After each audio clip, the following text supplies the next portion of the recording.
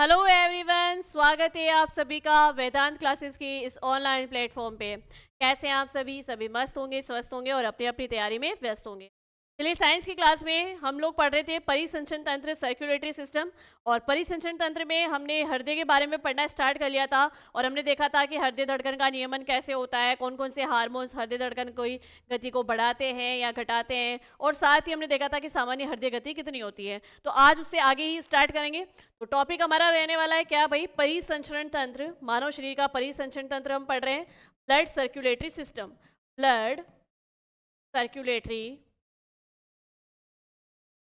System, ठीक है।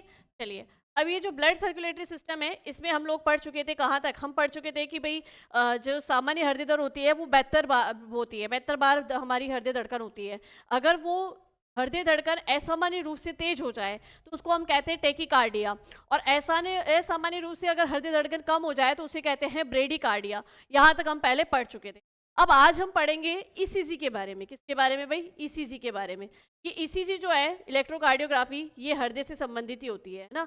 अब एक्चुअल में ईसीजी है क्या? अरे भाई क्या है यार, इतनी है आती है कभी कभी, कोई दिक्कत नहीं। ईसीजी है क्या? इसको हम कहते हैं इलेक्ट्रोकार्डियोग्राफ। क्या कहते हैं? इलेक्ट्रोकार्डियोग्राफ। तो पहले तो इसकी फुल फॉर्म इलेक्ट्रो कार्डियो, भाई हृदय से संबंधित है इसलिए कार्डियो, ठीक है। इलेक्ट्रोकार्डियोग्राम। ये इलेक्ट्रोकार्डियोग्राम होती क्या है? आपने देखा होगा कि जब हार्ट वाले पेशेंट को आईसीयू चैम्बर में रखा जाता है तो एक मशीन होती है और उस मशीन में कुछ इस तरीके की लाइंस दिखाई जाती है ना। ये लाइंस क्या बताती है? ये लाइंस बताती है कि आपके हृदय धड़कन की जो पल्स है, मतलब आपकी हृदय धड़कन जो है उसमें पल्स जो है कितनी बार जो है बन रही है, यानी कितनी बार आपका हृदय धड़क रहा है ना, ठीक है। इस तरीके की लाइंस आपकी दिखाई जाती है। अगर ये लाइन इस तरीके से टेढ़ी मेढ़ी आ रही है, यानी ऊपर नीचे आ रही है, तो इसका मतलब सब कुछ सही है। क्या है भाई? सब कुछ सही है। लेकिन जैसे ये लाइन सीधी आती है और उस मशीन से एक आवाज़ आती है, टू की आवाज़। टू की आवाज़ ये बताती है कि जो बंदा है वो लुढ़क चुका है, मतलब वो चला गया है ना। तो ये लाइन कभी सीधी नहीं आनी चाहिए। ये लाइन इस तरीके से आ रही है तो बिल्कुल सही है, यानी पल्स, आपकी हृदय धड़कन एक बार संकुचित हो रही है, एक बार आपका हृदय प्रसारित हो रहा है, तो ये उसी से संबंधित है। यानी जो हमारा इलेक्ट्रोकार्डियोग्राफ है, इसके द्वारा हम हृदय की कार्यविधि की जांच करते हैं। तो आपसे पूछा जा सकता है कि हृदय की कार्यविधि की जांच किसके माध्यम से की जाती है? तो हृदय की कार्यविधि को जांच करने हेतु हम ईसीजी का प्रयोग करते हैं। हृदय की कार्यविधि, हृदय की कार्यविधि की जांच हेतु इलेक्ट्रोकार्डियोग्राफ मशीन का यूज किया जाता है। या हृदय की कार्यविधि की जांच ही जो है वो क्या कहलाती है? इलेक्ट्रोकार्डियोग्राम कहलाती है। क्लियर हो गया ये? चलिए, नेक्स्ट अगर बात करूं तो नेक्स्ट हम पढ़ेंगे, कोई बात नहीं। नेक्स्ट अगर मैं बात करूं तो एक हम पढ़ेंगे रक्तदाब के बारे में, ब्लड प्रेशर के बारे में। भाई ये रक्तदाब है क्या? ये ब्लड प्रेशर क्या है? आप लोगों ने देखा है कि आप जब बीपी चेक करवाने जाते हो, हालांकि आप तो क्या ही जाएंगे, लेकिन आपने अपने घर में बड़े बुजुर्गों को देखा होगा कि उनकी या तो बीपी हाई हो जाएगी या बीपी लो हो जाएगी, ठीक है। कभी कभार ऐसा भी होता है कि जब हम लोग ब्लड डोनेट करते हैं तो ब्लड डोनेट करते ही हमें चक्कर आते हैं ना। क्या वो ब्लड प्रेशर हो सकता है? बिल्कुल हो सकता है, वो ब्लड प्रेशर हो सकता है। हमारा ब्लड प्रेशर जब हम ब्लड दे देते हैं तो एकदम से कम हो जाता है, ठीक है। तो थोड़ी देर के लिए, ज़्यादा समय के लिए नहीं है ना, तो थोड़े से ही चक्कर आते हैं, ज़्यादा समय चक्कर नहीं आते। अब रक्तदाब, ब्लड प्रेशर की बात करें कि रक्तदाब, ब्लड प्रेशर है क्या। हमने देखो हार्ट में पढ़ा था कि दो प्रकार की नलिकाएं होती है, धमनी और शिराएं। धमनियां जो शुद्ध रक्त लेके आती है, तो इन जब हृदय जब क्या करता है, रक्त को पंप करता है ना धमनियों में, तो एक बहुत ही झटके के साथ धमनियों में रक्त को पंप करता है। तो उस समय धमनियों की दीवारों पर जो है रक्त के द्वारा एक दाब लगाया जाता है ना। तो वो दाब ही क्या कहलाता है भाई? रक्त दाब कहलाता है। तो पहली चीज तो कि ये रक्त दाब जो है किस पे लगता है? धमनियों पे लगता है, शिराओं पे नहीं लगता है ना, क्योंकि धमनियाँ क्या करती है, शुद्ध रक्त को शरीर के विभिन्न अंगों तक पहुंचाती है। तो उसके द्वारा ही जो है क्या होता है कि मतलब ऐसे देख लो कि धमनी की दीवारें मोटी भी होती है, तो उससे ब्लड को बहुत ही प्रेशर से भेजना होता है, बहुत ही ज़्यादा प्रेशर से भेजना होता है, ठीक है। तो धमनियों पर, धमनियों की दीवारों पर, आज थोड़ा जल्दी से पढ़ेंगे भैया, हमारा टॉपिक बहुत लंबा खिंच गया है इसलिए ना, ठीक है। धमनियों की दीवारों पर, धमनियों की दीवारों पर रक्त के द्वारा, रक्त के द्वारा लगने वाला दाब, रक्त के द्वारा लगने वाला दाब ही आपका क्या कहलाता है? रक्तदाब या ब्लड प्रेशर कहलाता है। और आपने जब बीपी वाली मशीन में देखा होगा तो देखो सामान्य रक्तदाब को इस तरीके से मतलब दिखाया जाता है ना, 120 80 mm ऑफ Hg, है ना, मिलीलीटर ऑफ Hg, ठीक है, मिली ग्राम मिलीलीटर ऑफ Hg, ठीक है। चलिए अब ये जो 120 180 है, पहली बात तो कि ये ब्लड प्रेशर आपकी जिस मशीन से मापा जाता है उसको कहते हैं स्फिग्नोमीटर। क्या कहते हैं? स्फिग्नोमीटर, ठीक है। तो आपसे पूछा जा सकता है कि ब्लड प्रेशर किसके द्वारा, किस यंत्र के द्वारा मापा जाता है? स्फिग्नोमैनोमीटर। किसके द्वारा? स्फिग्नोमैनोमीटर, ठीक है। तो ये 120 80 मैनोमीटर ऑफ Hg है, ठीक है। तो स्फिग्नो मैनोमीटर के द्वारा हमारे शरीर का रक्त दाब जो है वो मापा जाता है। अब ये 120 और 80 है क्या? भाई ये है जैसे 120 80, ये जब हमारा हृदय संकुचित होता है ना, जब हमारे हृदय संकुचित होता है यानी रक्त को जब जैसे ही धमनियों द्वारा शरीर के विभिन्न अंगों तक पहुंचा दिया जाता है तो धमनियाएं संकुचित, हमारा हृदय क्या हो जाता है? संकुचित हो जाता है। जब संकुचित होता है ना तो संकुचित ज़्यादा होता है, ठीक है, संकुचित ज़्यादा होता है और उसमें उस समय दाब भी ज़्यादा लगता है। तो ये कहलाता है 120, तो हमारा क्या है? सिस्टोलिक। सिस्टोलिक दाब है, यानी ये संकुचन दाब है। जब आपका हृदय संकुचन हो रहा है तो उस समय उन धमनियों पे जो दाब पड़ रहा है वो कहलाता है सिस्टोलिक, और उसको हम क्या कहेंगे? संकुचन दाब। और संकुचन दाब ज़्यादा होता है इसलिए इसका मान भी क्या है भाई? 120। क्या है? 120, ठीक है। 80 क्या है आपका? डायलोस्टिक मान है। क्या है भाई? डायोस्टोलिक मान है। डायो तो एक डायोस्टोलिक मान है, यानी कि जब आपका हृदय जो है रक्त को पंप कर देगा तो फिर एकदम से क्या होगा? प्रसारित होगा। तो प्रसरण दाब, तो प्रसरण दाब तो क्या होता है? बहुत कम होता है ना, क्योंकि प्रसरण जितना समय ही कहाँ होता है, दोबारा से हमारे हृदय में रक्त आ जाता है और फिर से नलिकाओं में बहता है, ठीक है। तो ये है संकुचन दाब और प्रसरण दाब। क्या है? संकुचन दाब और प्रसरण दाब। संकुचन दाब तो हम किसको कहेंगे? सिस्टोलिक को। और जैसे ही रक्त निकल जाएगा धमनियाँ वापस से खुल जाएगी, वो क्या हो जाएगा? प्रसरण दाब, ठीक है। तो धमनियों के द्वारा ये जो दाब लगता है, जब धमनियाँ संकुचित होती तो सिस्टोलिक, और प्रसरण होगी तो डायस्टोलिक। ये सिस्टोलिक और डायस्टोलिक, ध्यान रखना, ऊपर वाला मान ये क्या होता है? सिस्टोलिक, और नीचे वाला मान क्या होता है? डायस्टोलिक होता है, ठीक है। चलिए इसी को हम क्या कहते हैं? रक्तदाब। अगर 80 से नीचे का मान आ जाए तो इसका मतलब बीपी लो है, और 120 से ऊपर का मान आ जाए तो इसका मतलब बीपी हाई है, ठीक है। ठीक है, तो बीपी हाई की सिचुएशन में संकुचन दाब बढ़ जाता है, बीपी लो की सिचुएशन में प्रसरण दाब बढ़ जाता है, ठीक है। चलिए किसके द्वारा मापा जाता है भाई? स्फिग्नोमैनोमीटर के द्वारा मापा जाता है। अब बात करते हैं रक्तदाब, तो आपको समझ में आ गया। अब बात करते हैं कि हृदय ध्वनियाँ क्या होती है ना। हृदय ध्वनियाँ यानी ये जो हार्ट बीट्स है, ये हृदय की ध्वनि आपको सुनाई कैसे दे रही है? आप अपने हृदय पर हाथ रख के देखना है ना, आपको हृदय जो है ऐसे धड़कता हुआ महसूस होता है। लेकिन डॉक्टर इसको जब चेक करता है ना तो स्टेथोस्कोप लगा के चेक करता है, यानी कि वो हृदय की धड़कन को सुनता है। तो ये हार्ट साउंड्स, ये हृदय ध्वनियाँ होती होती कैसे है ना। तो अब नेक्स्ट हम बात करें किसके बारे में भाई? हृदय ध्वनियों के बारे में। चलिए अगर हृदय ध्वनियों की मैं बात करूं, हार्ट साउंड्स की मैं बात करूं, तो पहले तो ये उत्पन्न कैसे होती है? हृदय ध्वनियाँ किसके कारण उत्पन्न होती है? ये साउंड सुनाई कैसे देता है? हृदय ध्वनियाँ या हार्ट साउंड। एक चीज ध्यान रखना, यहाँ पर इससे पहले जो अपन ने रक्त दाब पढ़ा, ठीक है, हृदय धड़कन जो अपन ने पढ़ी वो उसके हृदय के संकुचन और प्रसारण के कारण उत्पन्न हो रही, वो है हृदय धड़कन। अब हृदय ध्वनिया की इसकी आवाज भी सुनाई देती है, वो आवाज क्या है? हृदय ध्वनिया क्या है? हार्ट साउंड क्या है? देखो यहाँ पर अगर मैं बात करूं तो यहाँ पर ये हृदय ध्वनिया वैसे तो मेनली 4 प्रकार की होती है, पर हम यहाँ पर 2 प्रकार की ध्वनियों की बात करेंगे।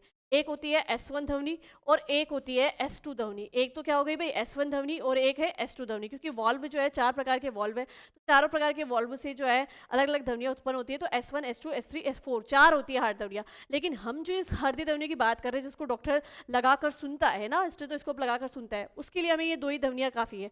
S1 ध्वनि को हम कहेंगे प्रथम हृदय ध्वनि। क्या कहेंगे भाई?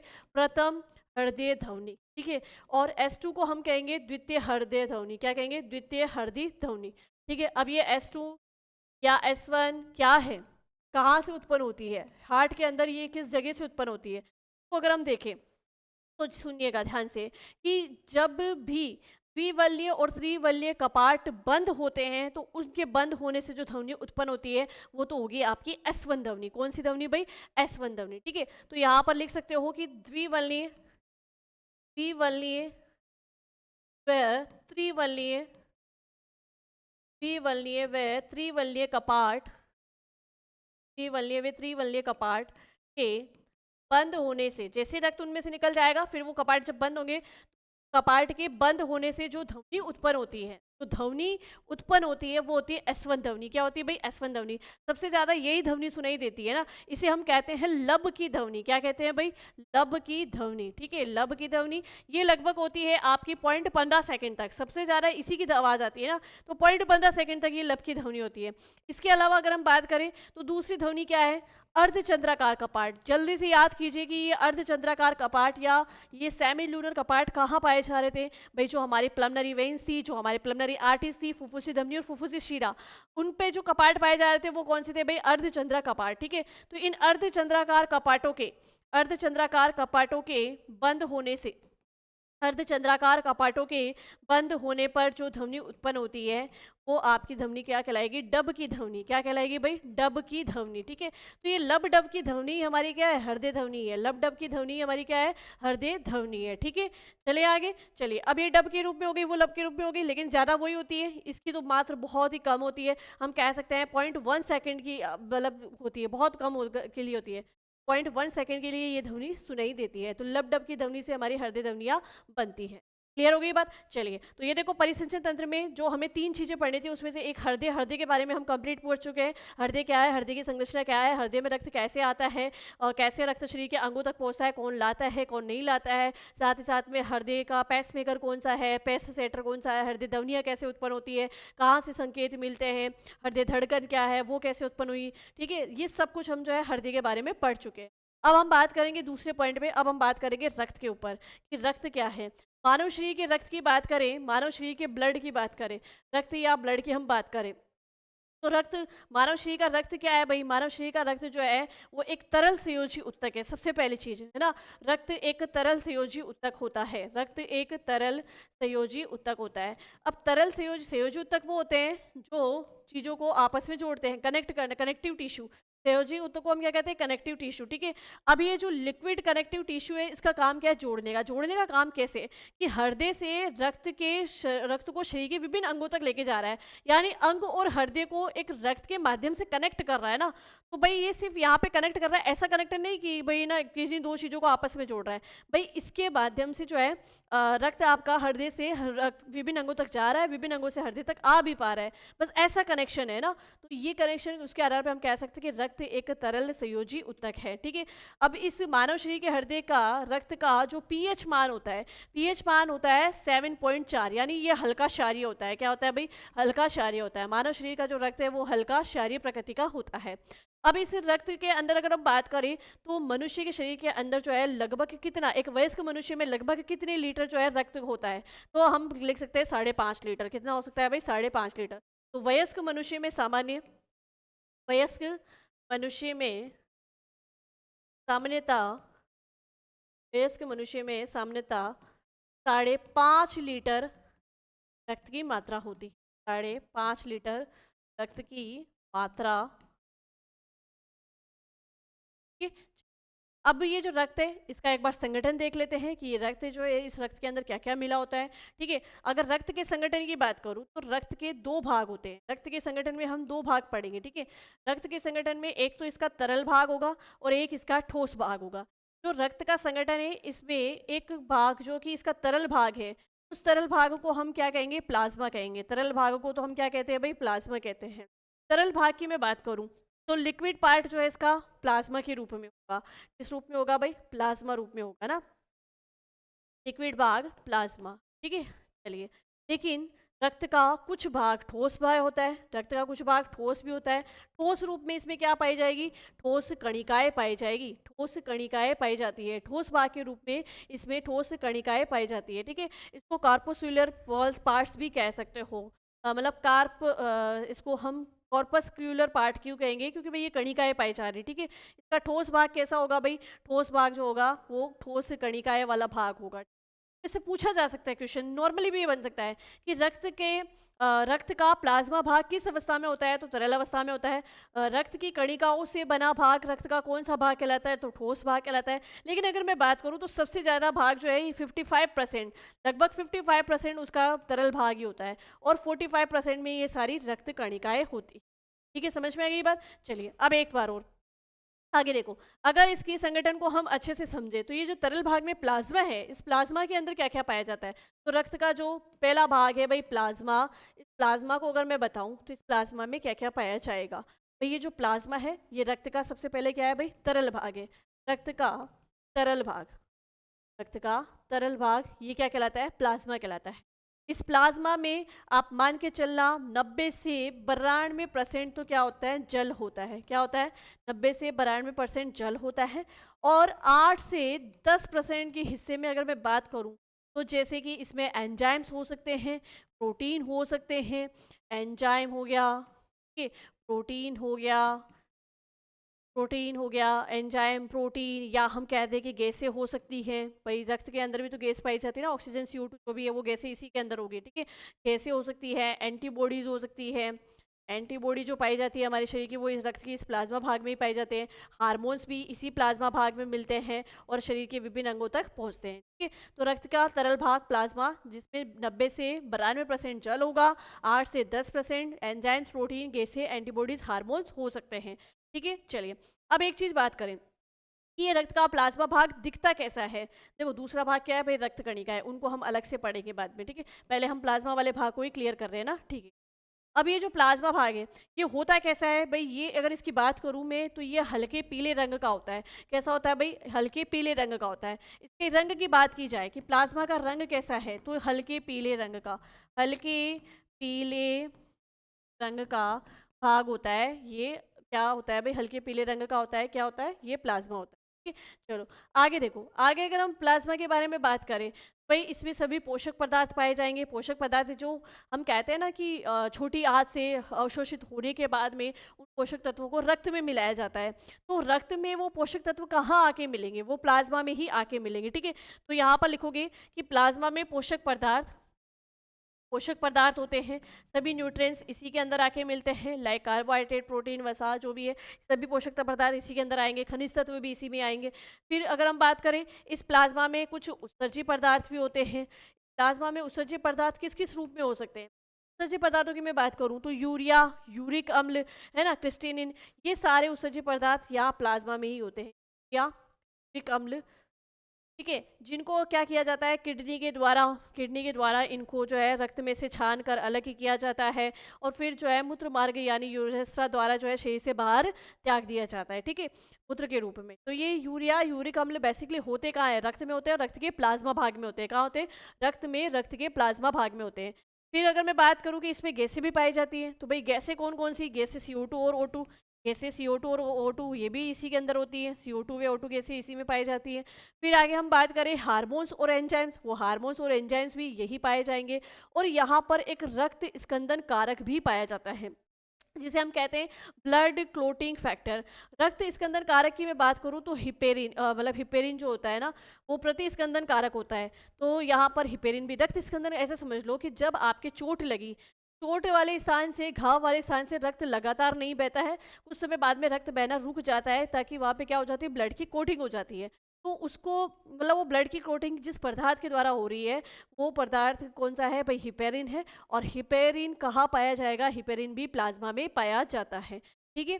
चलिए तो यहाँ पर ये रक्त कणिकाएं तो हम बाद में पढ़ेंगे, हम प्लाज्मा के लिए ही पढ़ रहे हैं। इसको मैं अलग कर देती हूँ, इस पार्ट को आप इसी के लिए लिख लेंगे। ये प्लाज्मा वाले भाग में ही चल रही है ताकि नए स्लाइड में हमें नहीं लेनी पड़े। रक्त स्कंदन कारक, रक्त स्कंदन कारक ही प्लाज्मा में पाए जाते हैं। प्रतिस्कंदन कारक की मैं बात करूं तो प्रतिस्कंदन कारक हिपेरिन भी रक्त प्लाज्मा में ही पाया जाएगा, हिपेरिन भी रक्त प्लाज्मा में ही पाया जाता है। अच्छा अब एक चीज़ ध्यान रखना कि जब आपको चोट लगती है, घाव से खून निकल जाता है, तो कुछ समय बाद में उसी घाव पर या कुछ एक दिन बाद में उसी घाव पर पीला पीला पदार्थ जम जाता है। वो पीला पीला पदार्थ आपका क्या होता है, उस पीले पदार्थ को हम कहते हैं सीरम। क्या कहते हैं भाई, सीरम। प्लाज्मा में स्कंदन कारक हटाने पर बचा हुआ जो द्रव होता है वो ही आपका क्या होता है भाई, सीरम होता है। क्या होता है, सीरम होता है ना। तो वो पीला पदार्थ आपका क्या है, सीरम है। जब वो स्कंदन कारक हट जाएगा तो आपके धीरे धीरे वो घाव क्या होगा भाई, भरने लग जाएगा, ठीक है। तो यहाँ पर लिख लोगे आप कि प्लाज्मा में ही क्या पाया जाता है, सीरम। प्लाज्मा में भी क्या होता है, सीरम। अब सीरम किसे कहेंगे, प्लाज्मा में, प्लाज्मा में रक्त स्कंदन को, प्लाज्मा में रक्त स्कंदन को हटाने पर रक्त स्कंदन को हटाने पर बचा द्रव वो क्या कहलाता है भाई, सीरम कहलाता है। ठीक है, चलिए प्लाज्मा में जो कि रक्त का एक तरल भाग है, 90 से पहले तो ये तरल भाग होता कितना है भाई, 55% होता है। ठीक है, इसमें क्या क्या है, 90 से 92% जल हो सकता है, 8 से 10% में एंजाइम्स, एंटीबॉडीज, प्रोटीन, गैसीय हार्मोन्स हो सकते हैं। ये हल्के पीले रंग का होता है। पोषक पदार्थ इसमें पाए जाते हैं, उत्सर्जित पदार्थ इसमें पाए जाते हैं, गैसें पाई जाती है, रक्त स्कंदन कारक इसमें होंगे, प्रतिस्कंदन कारक हिपेरिन भी इसमें पाया जाता है, और इसमें सीरम होता है। क्या होता है, सीरम होता है। ठीक है, चलिए अब आगे चलिए, आगे देखो कि आपको जब भी आपका जब भी शरीर से ब्लड निकाला जाता है या आपको ब्लड चढ़ाया जाता है, तो उसके लिए जो है खून लेना या खून चढ़ाना वो उसके लिए होती है कि हम रक्त की शिराओं से, जिससे लेती है भाई, शिराओं से ही खून लेते हैं और शिराओं में ही खून चढ़ाते हैं ना। जो आपको ग्लूकोज चढ़ाया जाता है वो भी शिराओं के माध्यम से, और वो ग्लूकोज चढ़ाने के बाद आपके रक्त के किस भाग में जाता है, वो रक्त के इस तरल भाग में ही जाता है, प्लाज्मा में ही जाता है। क्लियर है, तो ये प्लाज्मा भाग कंप्लीट हो गया। चलिए अब नेक्स्ट हम पढ़ेंगे रक्त का दूसरा भाग जो कि उसका ठोस भाग है। रक्त का दूसरा भाग क्या है भाई, रक्त का ठोस भाग, रक्त का रक्त का ठोस भाग, रक्त का ठोस भाग जिसमें हम पढ़ेंगे रक्त कणिकाएं। क्या पढ़ेंगे भाई, रक्त कणिकाएं।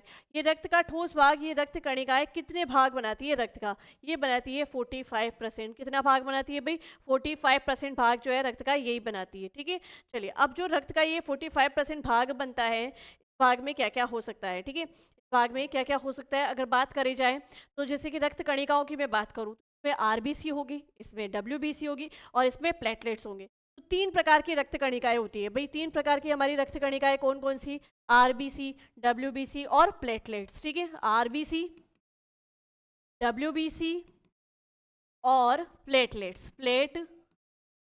ठीक है, अब ये जो आरबीसी है इसको हम कहते हैं रेड ब्लड सेल्स। क्या कहेंगे भाई, रेड ब्लड सेल्स, यानी कि इसको हम कहेंगे लाल रक्त कणिकाएं। क्या कहेंगे भाई, लाल रक्त कणिकाएं। ठीक है, तो रेड ब्लड सेल्स यानी लाल रक्त कणिकाएं हो गई। ठीक है, डब्ल्यूबीसी को हम क्या कहेंगे, white blood cells, white blood cells. ठीक है, वाइट ब्लड सेल्स यानी कि श्वेत रक्त कणिकाएं, श्वेत रक्त कणिकाएं या श्वेत रुधिर कणिकाएं कह दो, इसको बात एक ही है। प्लेटलेट्स इसको हम कहते हैं, प्लेटलेट्स को हम कहते हैं प्लेटलेट्स को हम कहेंगे रुधिर बिंबाणु। क्या कहेंगे, रुधिर बिंबाणु। ठीक है, प्लेटलेट्स या इसको हम क्या कह सकते हैं, रुधिर बिंबाणु। ठीक है, इसी को हम थ्रोम्बोसाइट्स भी कह सकते हैं। तो ये 3 कणिकाएं होती हैं। ठीक है, 3 कणिकाएं समझ में आ गई होगी आपको, कौन कौन सी भाई, आरबीसी, डब्ल्यूबीसी और प्लेटलेट्स। आरबीसी, डब्ल्यूबीसी, प्लेटलेट्स ये तीनों मिलकर ही रक्त का ठोस भाग बनाती है ना। इसको बिंबाणु भी कह सकते हैं, प्लेटलेट्स को पट्टिकाणु भी कह सकते हैं। क्या कह सकते हैं, पट्टिकाणु भी कहा जा सकता है। चलिए अब ये जो आरबीसी, डब्ल्यूबीसी और प्लेटलेट्स है, इनको हम क्या करेंगे, अब एक एक करके इनका डिटेल से पढ़ेंगे, क्योंकि इन पे भी क्वेश्चंस बनते हैं कि जैसे आरबीसी की संख्या पूछ ली जाए, है ना, इनका जीवन काल वगैरह पूछ लिया जाए। तो देखो आगे बढ़े, चलो अब आरबीसी में सबसे पहले कणिकाओं में हम स्टार्ट किसको कर रहे हैं भाई, आरबीसी को तो स्टार्ट करेंगे। आरबीसी की फुल फॉर्म क्या है भाई, रेड ब्लड सेल्स। क्या है, red blood cells, red blood cells कहते हैं लाल रक्त कणिकाएं। अच्छा, अब इनको लाल रक्त कणिकाएं तो कहते हैं। ठीक है, इसके अलावा भी क्या इसका अन्य नाम है, बिल्कुल है, लाल रक्त कणिकाएं। आपको इन तीनों कणिकाओं के इनके अलग नाम भी याद रखने हैं। तो सबसे पहले बात करते हैं का अन्य नाम क्या है। आरबीसी को कहा जाता है इरिथ्रोसाइट्स। क्या कहा जाएगा भाई, आरबीसी को कहा जाता है इरिथ्रोसाइट। क्या कहा जाएगा, इरिथ्रोसाइट। ठीक है, अगर मैं बात करूं तो रक्त के अंदर सबसे ज़्यादा संख्या में आरबीसी ही होती है। क्या होती है, आरबीसी ही होती है। और आरबीसी की संख्या की अगर हम बात करें तो आरबीसी की संख्या में अगर जैसे कि पुरुषों में कितनी संख्या है, महिलाओं में कितनी संख्या है, देखो आरबीसी की सामान्य संख्या की हम बात करें, सबसे पहले पुरुष और महिलाओं में इनकी संख्या क्या है, फिर इसके आकार पे भी जाएंगे। ठीक है, सामान्य संख्या की बात की जाए तो नर के अंदर लगभग 50 लाख तक, नर के अंदर 50 लाख mm³ ब्लड होती है। 50 लाख प्रति mm³ ब्लड होती है। ठीक है, और अगर महिला की बात की जाए, यानी स्त्रियों में बात की जाए, है ना, तो स्त्रियों में लगभग 45 लाख यानी कि 45 लाख प्रति mm³ रक्त में ये होती है। ठीक है, तो इनकी संख्या आपने देख ली। अब इसके आकार की मैं बात करूं, इसका आकार होता है द्विअवतलाकार यानी बाइकॉन्वेन होता है। वैसे तो ये अगर आप देखते हो तो ये गोलाकार दिखती है, क्या दिखती है? गोलाकार। और गोलाकार नहीं होती है, ये होती है कुछ इस तरीके की, द्विअवतलाकार है ना। तो द्विअवतलाकार होती है यानी बाइकॉन्वेव होती है। तो इसका आकार, आरबीसी का आकार क्या होता है भाई? आरबीसी का आकार होता है द्विअवतलाकार, अवतलाकार। और ये आरबीसी आपके रक्त के ठोस भाग होते हैं ना, ठीक है। तो द्विअवतलाकार यानी कि बाई कॉनकेव, बाई कॉनकेव, ठीक है। चलिए अब देखना, अब अगर मैं बात करूं कि ये तो हमने सिर्फ आरबीसी क्या है, इसका अन्य नाम क्या है, इसको एरिथ्रोसाइट्स कहते हैं, और आकार देख लिया, इसकी संख्या देख ली। अब देखो कि आरबीसी की संख्या में एक्चुअल में एक चीज़ होती क्या है। आरबीसी की अगर मैं बात करूं तो आरबीसी में अनाक्षी श्वसन होता है, क्योंकि आरबीसी एक कोशिका है लेकिन इसके अंदर माइटोकॉन्ड्रिया नहीं होता है, एंडोप्लाज्मिक रेटिकुलम यानी अंतःप्रदेवी जालिका भी नहीं होती है, गोल्जिकाई भी नहीं होती है। तो फिर आरबीसी श्वसन कैसे करती है? आरबीसी श्वसन कैसे करती है, ध्यान से समझना। इस आरबीसी के अंदर जो है, इस आरबीसी पे पाया जाता है हीमोग्लोबिन। क्या पाया जाता है? हीमोग्लोबिन। जैसे ये आपकी तो आरबीसी कणिकाएं है, तो ये हीमोग्लोबिन होगा। अब हीमोग्लोबिन का मेन काम क्या है? ऑक्सीजन को जोड़ के लाना। हीमोग्लोबिन का मेन काम क्या है? ऑक्सीजन के अणुओं को जोड़ना। जब ये हीमोग्लोबिन इस ऑक्सीजन को जोड़ के इस आरबीसी के पास लाता है तो आरबीसी इसी ऑक्सीजन का उपयोग करती है ना, इसी ऑक्सीजन। इसमें माइटोकॉन्ड्रिया तो है ही नहीं भाई, माइटोकॉन्ड्रिया नहीं है तो क्रेब्स चक्र चलेगा ही नहीं और ऑक्सीश्वसन होगा ही नहीं। लेकिन हीमोग्लोबिन से जो ये ऑक्सीजन लेके आई है, इसी ऑक्सीजन को श्वसन करती है। तो एक तरीके से आरबीसी क्या करती है भाई? अनाक्षी श्वसन करती है। आरबीसी का काम क्या है भाई? अनाक्षी श्वसन। माइटोकॉन्ड्रिया, गोल्जिकाई, एंडोप्लाज्मिक रेटिकुलम, ये सब कुछ नहीं पाया जाता है, ठीक है। चलिए अब आपने एक चीज़ देखी होगी कि कहीं कहीं पर पहले तो जो चीज़ें हम ये लिख लेते हैं कि आरबीसी में क्या क्या पाया जाता है और क्या क्या नहीं पाया जाता है। आकृति आपने लिख ली, द्विअवतलाकार होती है ना। और आकृति, ये इसकी आकृति यानी इसकी शेप है, इसकी शेप द्विअवतलाकार हो गई। इसके आकार की बात पूछे तो इसका आकार होता है 7.4 माइक्रोन, 7.4 माइक्रोन होता है, ठीक है। माइक्रोन या माइक्रोमीटर, ये इसका आकार होता है, माइक्रोन या माइक्रोमीटर, ठीक है। चलिए अब आरबीसी का निर्माण होता कहाँ पे है? आरबीसी का निर्माण होता है हमारे अस्थि मज्जा में, बोन मेरो में आरबीसी का निर्माण होता है। नेक्स्ट पॉइंट अगर मैं बात करूं तो आरबीसी का निर्माण, आरबीसी का निर्माण कहाँ होगा? आरबीसी का निर्माण होगा अस्थि मज्जा यानी बोन मेरो, अस्थि मज्जा बोन मेरो में आरबीसी का निर्माण होता है।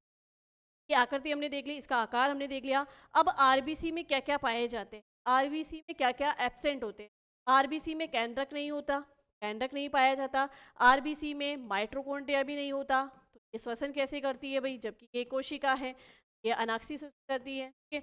आरबीसी में माइटोकॉन्ड्रिया भी नहीं होता। इसके अलावा आरबीसी में ईआर का मतलब एंडोप्लाज्मिक रेटिकुलम अंतःप्रदेवी जालिका भी नहीं होती है, गोल्जिकाई भी नहीं होता है,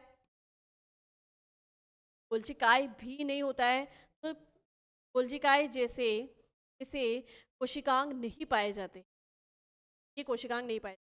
लेकिन कुछ अपवाद भी है, जैसे अगर हम बात करें ऊँट के लांबा की, उस कोशिकाओं की आरबीसी में केंद्रक पाया जाता है, ठीक है। लेकिन जो मानव शरीर की आरबीसी है ना, उसमें ना केंद्रक है, ना माइटोकॉन्ड्रिया है, ना अंतःप्रदेवी जालिका है, ना गोल्जिकाय है, ये सारे नहीं है। लेकिन अपवाद के रूप में हम लिखेंगे यहाँ पर, अपवाद यानी एक्सेप्शन। अगर मैं बात करूँ स्तनधारी मैमल्स में, स्तनधारी मैमल्स में स्तनधारियों, स्तनधारियों यानी मैमल्स की बात करें, मैमल्स में बात करें ऊँटवे, ऊँट तथा लामा की, तथा तथा लामा, लामा आरबीसी में, आरबीसी केंद्रक पाया जाता है, आरबीसी में केंद्रक पाया जाता है। तो यहाँ पर ये समझ में आ गया कि आरबीसी में क्या क्या पाया जाता है, क्या क्या नहीं पाया जाता है, ठीक है। अब आगे बात करें आरबीसी का जीवन काल कितना होता है।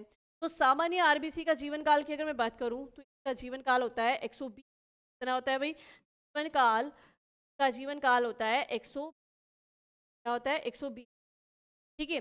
चलिए अब दूसरी बात की भाई इसका मेन कार्य क्या है। पहले एक चीज, इसका जीवन काल 120 दिन हो गया, इसका निर्माण कहाँ हुआ? बोन मेरा अस्थि मज्जा में हुआ। अब मृत आरबीसी, जो आरबीसी मृत हो जाती है उसको कहाँ ले जाके नष्ट किया जाता है ना? तो आरबीसी नष्ट जो होती है उसको हम प्लिया या स्पनिल में नष्ट करते हैं। हालांकि एक चीज ध्यान रखना, जब बच्चा माँ के गर्भ में होता है, जब बच्चा माँ के गर्भ में होता है तो उस समय बच्चे में आरबीसी का निर्माण कुछ हद तक प्लिया से भी होता है, स्पनिल से भी होता है। ठीक है। और एक चीज़ क्या होता है कि जब बच्चा गर्भ में होता है तो माता के शरीर में अधिक आरबीसी की संख्या की ज़रूरत पड़ती है, उस समय माता के शरीर में आरबीसी की संख्या कम हो जाती है ना? तो कुछ मतलब जो आरबीसी मृत हो जाती है वो उस समय वो आरबीसी जाएगी कहाँ पे? वो आरबीसी जाती है प्लिया या स्पनिल में। दोनों ही कार्य है प्लिया या स्पनिल के। एक समय में तो प्लिया या स्पनिल जो है आरबीसी का निर्माण भी करता है, जब बच्चा गर्भावस्था में होता है, मतलब गर्भ के अंदर होता है। और बच्चा जैसे ही जन्म ले लेता है, उसके बाद में बच्चे के जन्म लेने पर उस बच्चे में आरबीसी जो है अस्थि मज्जा से निर्मित होना शुरू हो जाती है और प्लिया में जाके नष्ट होती है। तो यहाँ पर कि मृत आरबीसी, जैसे अगर मैं बात करूं मलेरिया रोग में आरबीसी की संख्या में कमी आ जाती है, यानी कि आरबीसी नष्ट होने लगती है, तो उस समय मृत आरबीसी जाएगी कहाँ? तो मृत आरबीसी को प्लीहा यानी स्प्लीन, प्लीहा या स्प्लीन में नष्ट किया जाता है। कहाँ नष्ट किया जाता है? प्लीहा या स्प्लीन में नष्ट किया जाता है। ठीक है, प्लीहा या स्प्लीन में नष्ट किया जाता है। तो प्लीहा या स्प्लीन को शरीर का ब्लड बैंक भी कहते हैं और आरबीसी का कब्रिस्तान भी कहते हैं। ठीक है, तो इसे आरबीसी का आरबीसी का कब्रिस्तान से आरबीसी का कब्रिस्तान कहा जाता है। ये आरबीसी का कब्रिस्तान कहा जाता है। ठीक है, लेकिन लेकिन बच्चे के बच्चे के गर्भ में रहने के दौरान बच्चे के गर्भ में रहने के दौरान स्प्लीन या प्लीहा से आरबीसी का निर्माण भी होता है। आरबी आरबीसी का प्लीहा से आरबीसी का निर्माण भी होता है,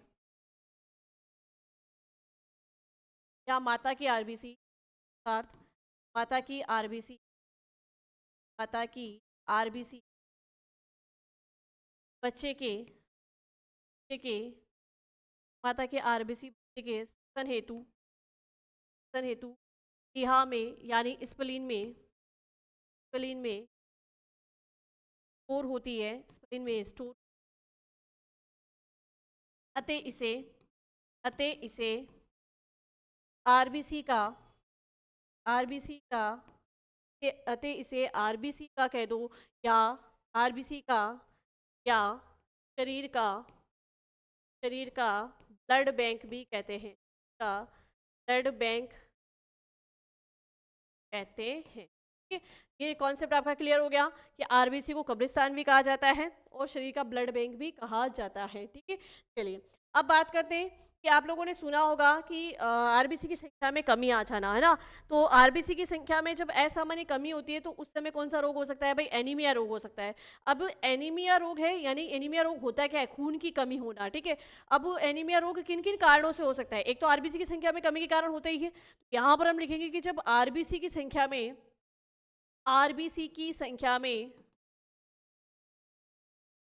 असामान्य कमी, आरबीसी की संख्या में असामान्य कमी, मैंने कहा ना कि जब बच्चा गर्भ में होता है तो माता के शरीर में भी आरबीसी की संख्या में कमी आ जाती है। ठीक है, उस समय भी उस महिला को भी एनीमिया हो जाता है। अब वो एनीमिया जरूरी नहीं कि हमेशा आरबीसी की संख्या में कमी से हो। ठीक है, तो आरबीसी की संख्या में असामान्य कमी एनीमिया रोग कहलाता है। ठीक है, एनीमिया रोग एक्चुअल में क्या है? खून की कमी, एनीमिया रोग कमी। ठीक है, अब ये एनीमिया रोग क्या आरबीसी की संख्या में कमी के कारण ही होता है? जी नहीं, बिल्कुल। इसके अलावा कुछ विटामिन भी हैं, उनकी कमी से भी हो सकता है, जैसे कि विटामिन B12 की कमी से ये रोग हो सकता है। विटामिन B6 की कमी अगर हमारे शरीर में आ जाए तब भी एनीमिया रोग हो सकता है। इसके अलावा अगर बात करूं जैसे मलेरिया के समय, मलेरिया रोग जब होता है उस समय भी आरबीसी की संख्या में कमी आती है। मलेरिया के समय भी मलेरिया रोग क्या करता है? मलेरिया रोग का जो रोग कारक होता है प्लाज्मोडियम जो होता है वो क्या करता है? हमारे शरीर में जाके और आरबीसी की संख्या को धीरे धीरे नष्ट करने लगता है। ठीक है, अत्यधिक रक्त स्रावन के समय में भी क्या हो सकता है भाई? एनीमिया हो सकता है। इन कारणों से भी जो है एनीमिया हो सकता है, जरूरी नहीं है उसके लिए कि भाई ये जो है एनीमिया रोग आरबीसी की संख्या में कमी के कारण ही हो। जब हमारे शरीर में लोहे तत्व की कमी आती है, यानी आयरन की कमी होती है, लोहे तत्व या आयरन की मात्रा कम हो, आयरन की कमी से भी हो सकता है। ठीक है, चलिए तो ये है कि भाई आरबीसी की असामान्य कमी क्या कहलाती है? आरबीसी की असामान्य कमी से एनीमिया रोग होता है। अब ऐसे ही अगर हम बात करें कि जब आरबीसी की संख्या हमारे शरीर में बढ़ जाती है, आरबीसी की संख्या में जब असामान्य वृद्धि होती है तो वो क्या कहलाएगी?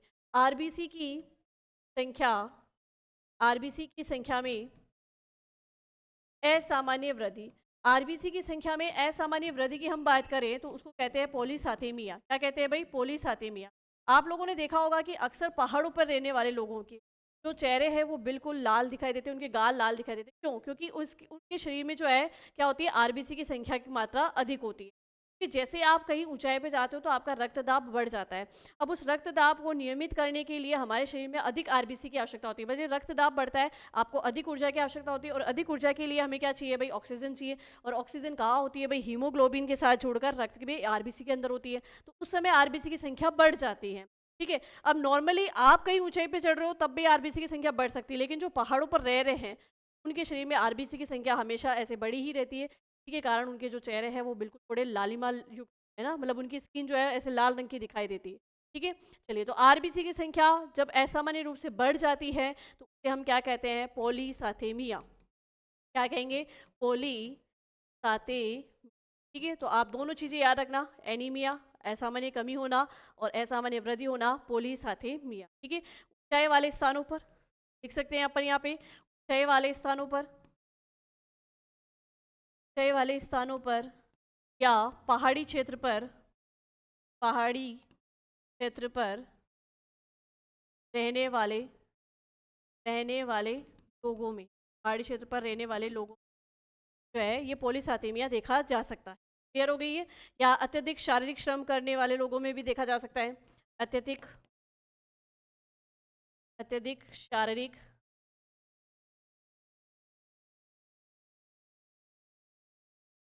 एक शारीरिक श्रम करने वाले, एक शारीरिक श्रम करने वाले, ठीक है, ये जो है पॉलीसाथेमिया देखा जा सकता है। इसको पॉलीसाथेमिया भी बोलेंगे या पॉलीसाइथेमिया भी बोलेंगे ना। ठीक है, बात एक ही है।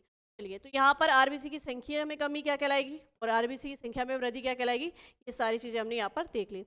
अब बात करते हैं कि आरबीसी में जो ऑक्सीजन का परिवहन है उसके लिए क्या, कौन सा पदार्थ या कौन सा वर्णक जो है वो होना आवश्यक है। तो हीमोग्लोबिन होना आवश्यक है ना। तो हम ये कहेंगे कि मेनली आरबीसी का काम है क्या? आरबीसी का काम यही है ऑक्सीजन का परिवहन करना। अब ऑक्सीजन का परिवहन आरबीसी करती कैसे है? हीमोग्लोबिन के द्वारा। किसके द्वारा भाई? हीमोग्लोबिन के द्वारा। ठीक है। तो अब हीमोग्लोबिन के बारे में पढ़ेंगे, हीमोग्लोबिन एक्चुअल में है क्या। ठीक है। चलिए, तो सबसे पहली चीज कि आरबीसी के कार्य की बात की जाए तो आरबीसी का कार्य है ऑक्सीजन, शरीर में ऑक्सीजन का परिवहन करना, शरीर में ऑक्सीजन का परिवहन करना। यानी हमारे शरीर की प्रत्येक अंग में जितनी, प्रत्येक अंग की जो कोशिकाएं हैं उन कोशिकाओं तक ऑक्सीजन किसके माध्यम से पहुंच रही है भाई? इसी रक्त में उपस्थित आरबीसी के कारण। क्योंकि इस आरबीसी में क्या पाया जाता है? हीमोग्लोबिन। और हीमोग्लोबिन ही क्या करता है? ऑक्सीजन के 4 अणुओं को आपस में जोड़कर प्रत्येक कोशिका तक पहुंचाने का काम करता है। शरीर में ऑक्सीजन का परिवहन करती है आरबीसी। ठीक है। अब ऑक्सीजन के परिवहन के लिए यहाँ नोट डाल के लिख लेंगे हम कि ऑक्सीजन के परिवहन के लिए, ऑक्सीजन के परिवहन के लिए रक्त में, रक्त में हीमोग्लोबिन, रक्त में हीमोग्लोबिन पाया जाता है। रक्त में हीमोग्लोबिन पाया जाता है। अगर इस हीमोग्लोबिन की मैं बात करूं तो ये भी देखो कि दो शब्दों से मिलकर बना है, हिम और ग्लोबिन। यानी ये जो हिम है ये तो क्या होता है, ये एक लोहे मतलब आयरन से युक्त होता है। ठीक है। और ग्लोबिन की मैं बात करूं तो ग्लोबिन यहाँ पर एक प्रकार की प्रोटीन है। क्या है? प्रोटीन है। तो यहाँ पर देखो हीमोग्लोबिन का भी अगर हम देखें तो हीमोग्लोबिन, हीमोग्लोबिन में जो ये हीम है, हीम है, ये हीम शब्द आया किसकी वजह से? ये आयरन, आयरन युक्त पदार्थ है, आयरन युक्त पदार्थ है या लोहे युक्त पदार्थ है। ठीक है। हीम ये लोहे युक्त पदार्थ है। और जो ग्लोबिन है वो, ग्लोबिन क्या है भाई? प्रोटीन है। ग्लोबिन ये एक प्रकार की है प्रोटीन पाई जाती है। ठीक है। तो आपसे पूछा जा सकता है कि हीमोग्लोबिन में कौन सी प्रोटीन पाई जाती है? तो भाई हीमोग्लोबिन में ग्लोबिन प्रोटीन पाई जाती है। हीमोग्लोबिन में कौन सी प्रोटीन पाई जाएगी? ग्लोबिन प्रोटीन पाई जाएगी। ठीक है। चलिए, अब हीमोग्लोबिन में जो ग्लोबिन प्रोटीन पाई जाती है इसका काम क्या है? पहली चीज तो ये पॉलीपेप्टाइड श्रृंखलाओं का बना प्रोटीन होता है, ये भी लिख सकते हैं अपन, है ना। पॉलीपेप्टाइड, पॉलीपेप्टाइड श्रृंखलाओं से, पॉलीपेप्टाइड श्रृंखलाओं से बना, पॉलीपेप्टाइड श्रृंखलाओं से बना प्रोटीन है। पॉलीपेप्टाइड श्रृंखलाओं से बना क्या है भाई? ये प्रोटीन है। ठीक है। चलिए अब देखिए यहाँ पर कि हीमोग्लोबिन की सामान्य मात्रा हमारे शरीर में होनी कितनी चाहिए, मतलब 12 से 17 mg अगर प्रति लीटर में बोलूँ, इतनी मात्रा हमारे हीमोग्लोबिन की हमारे शरीर के अंदर होना चाहिए। ठीक है। चलिए तो हीमोग्लोबिन की मात्रा का आपने देखा होगा कि अक्सर जो प्रेग्नेंट महिला होती है उसमें हीमोग्लोबिन की मात्रा कम हो जाती है, क्योंकि बच्चा जो है, बच्चे को भी श्वसन के लिए जो है ऑक्सीजन चाहिए होती है, और ये ऑक्सीजन जो है आरबीसी के माध्यम से ही मिलती है। ठीक है। तो वहाँ पर महिला के शरीर में जैसे आरबीसी की संख्या में कमी आएगी, हीमोग्लोबिन भी क्या हो जाएगा, धीरे धीरे घट जाएगा। ठीक है। तो यहाँ पर चलते हैं, आगे बढ़ते हैं और देखते हैं कि हीमोग्लोबिन की सामान्य मात्रा कितनी रहनी चाहिए। यहाँ लिखिए हीमोग्लोबिन, हीमोग्लोबिन की सामान्य मात्रा, हीमोग्लोबिन की सामान्य मात्रा। ठीक है। हीमोग्लोबिन की सामान्य मात्रा आप लिख लीजिए यहाँ पे कि 12 से 17 mg, 12 से 17 mg प्रति डीएल, 12 से 17 mg प्रति डीएल। ठीक है। मिलीग्राम प्रति डेसीमीटर, मिलीग्राम प्रति डेसीलीटर, मिलीग्राम प्रति डेसीलीटर। अब डेसीलीटर होता है किसके बराबर है भाई, डेसीलीटर बराबर 100 ml के बराबर होता है। डेसीलीटर बराबर कितना होता है, 100 ml बराबर होता है। तो मतलब 12 से 17 मिलीग्राम प्रति डेसीलीटर हमारा क्या रहना चाहिए, हीमोग्लोबिन रहना चाहिए। ठीक है। नॉर्मली अगर 11 से 10 नो भी हो जाए तो कोई दिक्कत नहीं है, लेकिन ज़्यादा ही कम हो जाए भाई, 3 से 4 पे आ जाए तो फिर बहुत बड़ी दिक्कत हो सकती है। ठीक है।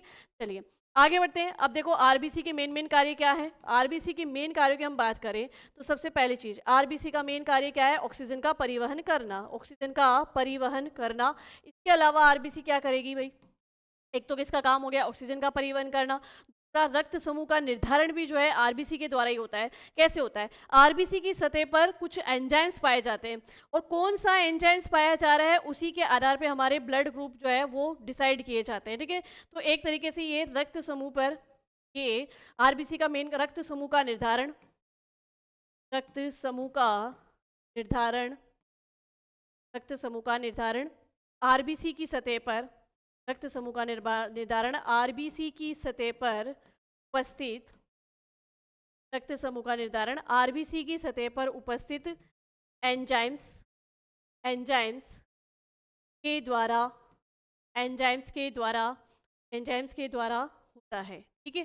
तो यहाँ पर आरबीसी के दो कार्य हो गए, एक तो ब्लड ग्रुप को डिसाइड करना और एक ऑक्सीजन का परिवहन करना। अब कैसे होता है ध्यान से समझना, हम कह रहे हैं कि भाई रक्त समूह से संबंधित एंटीजन जो होते हैं वो आरबीसी की सतह पे पाए जाते हैं। लाइक ये आपकी आरबीसी है, अब इस आरबीसी की सतह पे जो एंजाइम्स पाए जाएंगे तो वो एंजाइम्स होंगे कौन से। ठीक है। तो आरबीसी की सतह पे जो ये एंजाइम्स पाए जाते हैं, यानी रक्त समूह से, रक्त समूह से संबंधित एंजाइम्स, रक्त समूह से संबंधित एंजाइम्स। ठीक है। रक्त समूह से संबंधित एंजाइम्स हो गई ये। अब चलिए, अब कैसे कि जैसे मान लो अगर मैं बात करूं तो हमारे शरीर में एंजाइम्स होते कितने प्रकार के हैं, ऐसे बाद में भी बात करेंगे कि भाई एंटीबॉडीज कितने प्रकार की होती है। बेसिकली अगर मैं बात करूं तो देखो कि हमारे शरीर में एंजाइम्स और एंटीबॉडीज के रोल से ही हमारा पूरा ब्लड ग्रुप डिसाइड होता है ना। तो एंटीजन तो कहाँ पाए जाते हैं, आरबीसी की सतह पर, और एंटीबॉडीज कहाँ पाई जाएगी, प्लाज्मा के अंदर। ये जो कि हम प्लाज्मा जब स्टार्ट में पढ़े थे वही पढ़ लिया था कि मानव शरीर के अंदर जो एंटीबॉडीज होती है वो कहाँ पाई जाती है, वो पाई जाती है प्लाज्मा में। ठीक है। तो अब हम स्टार्ट करेंगे रक्त समूह या ब्लड ग्रुप, रक्त के बारे में हम पढ़ चुके हैं, अब स्टार्ट करेंगे रक्त समूह या ब्लड ग्रुप। रक्त समूह या ब्लड ग्रुप की मैं बात करूँ, सभी को ही पता है कि भाई रक्त समूह 4 प्रकार का होता ही है ना, सबने पढ़ रखा है। ठीक है। चलिए अब बात कर लेते हैं ब्लड ग्रुप के बारे में कि ब्लड ग्रुप क्या है। रक्त समूह या ब्लड ग्रुप की बात करें तो इसके एंजाइम जो होते हैं वो आरबीसी की सतह पर पाए जाते हैं। पहले तो कौन सा ब्लड ग्रुप, कौन सा ब्लड ग्रुप और उसका कौन सा एंजाइम, ठीक है, उसके बारे में बात करेंगे। और दूसरी बात कि उसकी एंटीबॉडीज क्या होगी, तो आरबीसी की सतह पर, आरबीसी की सतह पर एंजाइम, अरे एंजाइम क्या भाई, एंटीजन, आरबीसी की सतह पर एंटीजन। ठीक है। एंटीजन, एक सेकेंड, थोड़ा सा यहाँ पे करेक्शन कर लो, एंजाइम नहीं भाई, एंटीजन,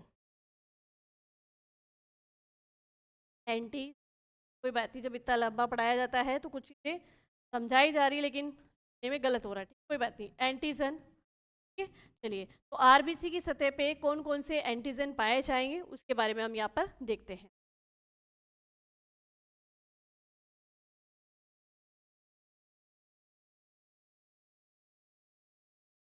है ना।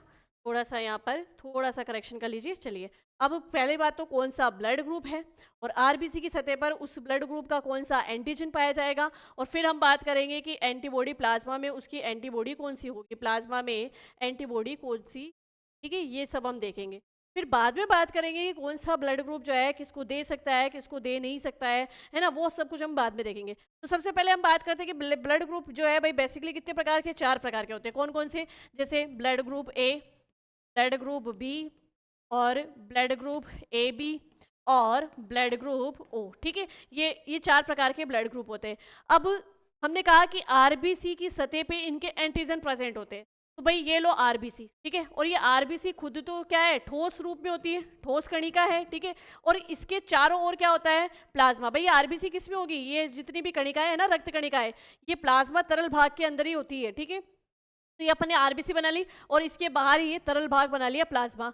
इस आरबीसी की सतह पे तो क्या होगा भाई, एंटीजन, क्या होगा, एंटीजन, ठीक है, और इस प्लाज्मा भाग में क्या होगी, एंटीबॉडी, प्लाज्मा भाग में क्या होगी भाई, एंटीबॉडी, ठीक है। तो आरबीसी की सतह पर उपस्थित अगर ये वाला एंटीजन ए एंटीजन है, क्या है भाई, ए एंटीजन है, उस ब्लड ग्रुप को हम क्या कहेंगे, ब्लड ग्रुप ए। तो जिस प्रकार का एंटीजन उपस्थित है उस एंटीजन के नाम पे ही हम उस ब्लड ग्रुप का नाम रख देते हैं। अगर आरबीसी की सतह पर ए एंटीजन प्रेजेंट है तो ब्लड ग्रुप का नाम क्या हो गया भाई, एंटीजन ए, सॉरी ब्लड ग्रुप ए हो गया, ठीक है। चलिए, अब अगर बात करें इस एंटीजन के विपरीत इस प्लाज्मा में कौन सी एंटीबॉडी होगी, कौन सी एंटीबॉडी होगी, ठीक है। देखो, कैपिटल से लिखेंगे, एंटीजन जो है वो कैपिटल से लिखे जाते हैं। यहाँ पर मैं लिख देती हूँ कि एंटीजन होते हैं 2 प्रकार के। एंटीजन कितने प्रकार के, 2 प्रकार के, कैपिटल ए, कैपिटल बी, ठीक है। और एंटीबॉडी होती है, एंटीबॉडी भी होती है 2 प्रकार की। कौन कौन सी, स्मॉल ए और स्मॉल बी, ये 2 प्रकार की एंटीबॉडी होती है।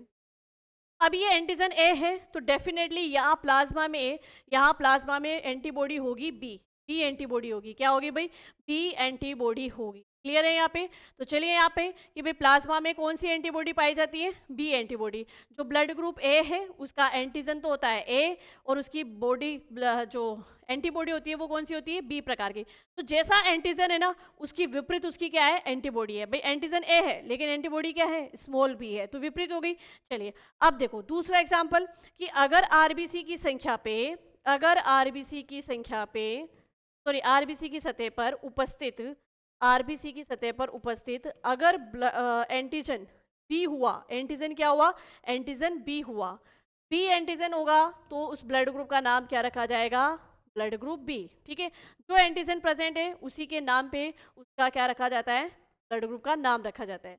अब देखो बी तो एंटीजन हो गया लेकिन इस प्लाज्मा में इसकी एंटीबॉडी कौन सी उपस्थित होगी, मैंने कहा ना एंटीजन उसके विपरीत उसकी एंटीबॉडी, तो यहाँ एंटीबॉडी प्रेजेंट होगी कौन सी भाई, ए एंटीबॉडी, कौन सी भाई, ए एंटीबॉडी।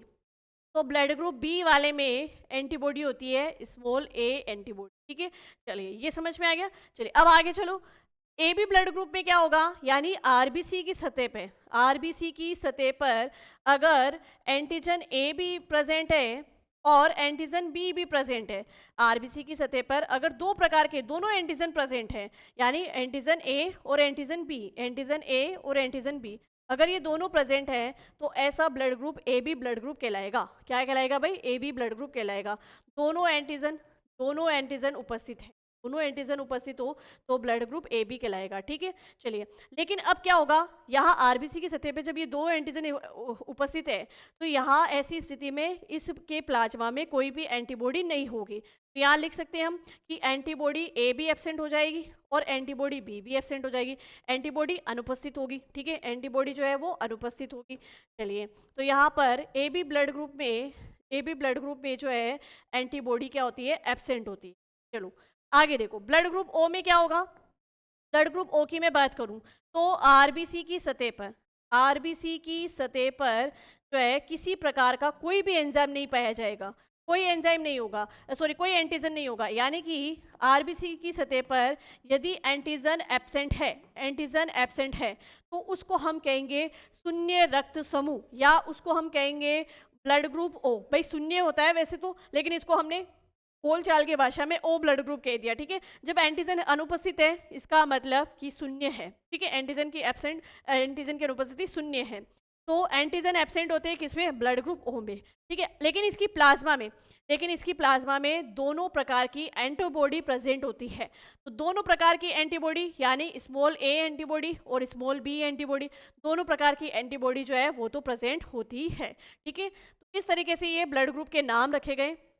तो देखो फिर से एक बार समझा देती हूँ कि किसी भी रक्त समूह का नाम उसकी आरबीसी में उपस्थित एंटीजन के आधार पे है। अगर आरबीसी की सतह पे एंटीजन ए प्रेजेंट है तो ब्लड ग्रुप ए होगा, और एंटीजन ए प्रेजेंट है तो उसकी प्लाज्मा में एंटीबॉडी क्या होगी, बी एंटीबॉडी होगी। अगर रक्त की सतह पर, आरबीसी की सतह पर एंटीजन बी प्रेजेंट है तो ब्लड ग्रुप होगा बी, और उस समय एंटीबॉडी कौन सी होगी भाई, एंटीबॉडी ए होगी। अगर आरबीसी की सतह पे दोनों प्रकार के एंटीजन पाए जाते हैं, एंटीजन ए बी और एंटीजन बी बी, तो ब्लड ग्रुप होगा ए बी। क्या होगा भाई, ब्लड ग्रुप होगा ए बी। और उस समय में एंटीबॉडी क्या होगी, एब्सेंट, यानी ए बी ब्लड ग्रुप में एंटीबॉडी नहीं पाई जाती है। और ब्लड ग्रुप ओ की बात करें तो किसी भी प्रकार का एंटीजन उपस्थित नहीं होता है, इसलिए इसको शून्य रक्त समूह या ओ ब्लड ग्रुप कहा जाता है। लेकिन इसमें दोनों प्रकार की एंटीबॉडीज पाई जाती है, ए बी, ठीक है। ये क्लियर हुआ आपका। चलिए अब एक चीज़ ध्यान रखना कि जो हम बात करते हैं ना कि यूनिवर्सल डोनर क्या है ना, और यूनिवर्सल एक्सेप्टर कौन सा होता है, सार्वत्रिक ग्राही कौन सा होता है, सार्वत्रिक दाता कौन सा होता है। तो देखो सार्वत्रिक ग्राही होता है ए बी ब्लड ग्रुप। कौन सा ब्लड ग्रुप, ए बी ब्लड ग्रुप। मैं सिर्फ अभी यहाँ पे ए बी की बात करूँ, मैं ये नहीं कह रही कि ए बी पॉजिटिव या ए बी नेगेटिव। हम आगे पढ़ेंगे कल के सेशन में कि ये ए बी पॉजिटिव का मामला क्या है, ए बी नेगेटिव का मामला क्या है, मतलब सभी ब्लड ग्रुप के पॉजिटिव होने का, सभी ब्लड ग्रुप के नेगेटिव होने का क्या मामला है। फिलहाल अभी इतना सा ध्यान रखो कि सार्वत्रिक ग्राही या यूनिवर्सल एक्सेप्टर किसको कहा जाता है, ए बी ब्लड ग्रुप को। क्यों कहा जाएगा, क्योंकि इसके पास कोई एंटीबॉडी नहीं है तो ये सबके रक्त को एक्सेप्ट कर सकता है।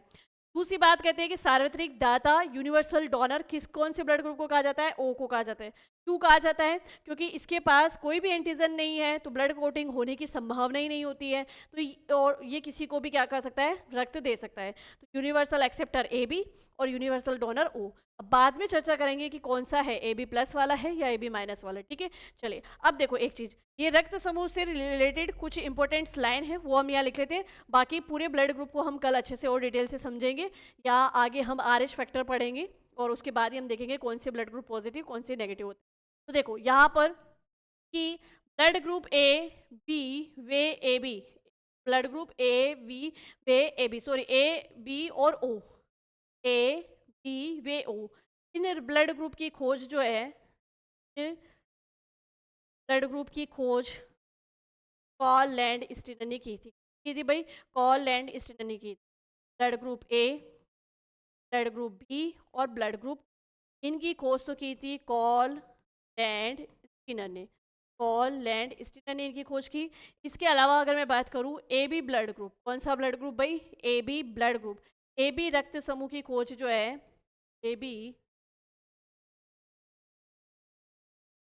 ब्लड ग्रुप, ए बी ब्लड ग्रुप की खोज, ए बी ब्लड ग्रुप की खोज जो है ये की थी आपके डी, ये नाम याद रखने, डी कास्टिलेस से, डी कास्टिलेस, डी कास्टिलेस से रवि, डी कास्टिलेस से स्टर्नी, ठीक है, ये याद रखना।